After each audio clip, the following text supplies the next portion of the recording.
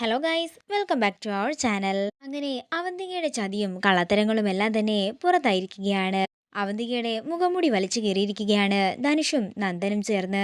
എന്താണെങ്കിലും താൻ നെല്ലിശ്ശേരി വീട്ടിൽ നിന്നും പുറത്താകുമെന്ന് മനസ്സിലാക്കുന്ന അവന്തിക എന്തു ചെയ്യുമെന്നറിയാതെ പകപ്പോടെ നിൽക്കുന്നതാണ് കാണിക്കുന്നത്.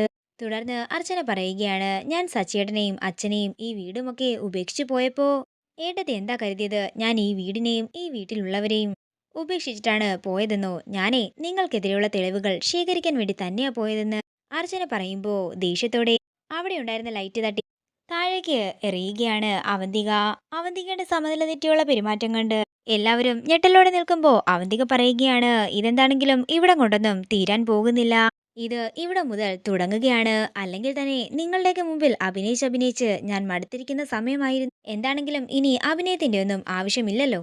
അതേസമയം പുറത്തേക്ക് വരുന്ന നന്ദൻ അവന്തിക തന്നോട് ചെയ്ത ക്രൂരതകളെല്ലാം എല്ലാവരുടെ മുമ്പിൽ പറയുകയാണ്. എല്ലാം കേട്ട് ആകെ തകർന്നു നിൽക്കുന്ന സേതുവിനെയാണ് കാണിക്കുന്നത്. ഇനി എന്താണെങ്കിലും നിന്റെ ആവശ്യം ഇവിടെ ഇല്ലെന്ന് പറഞ്ഞുകൊണ്ട് അവന്തികയുടെ കഴുത്തിന് പിടിച്ച് പുറത്തേക്ക് തള്ളുകയാണ് നന്ദൻ. അവന്തികയും ബാഗും നെല്ലിശ്ശേരി വീടിന്റെ മുറ്റത്തേക്ക് ചെന്ന് വീഴുന്നതാണ് കാണിക്കുന്നത്.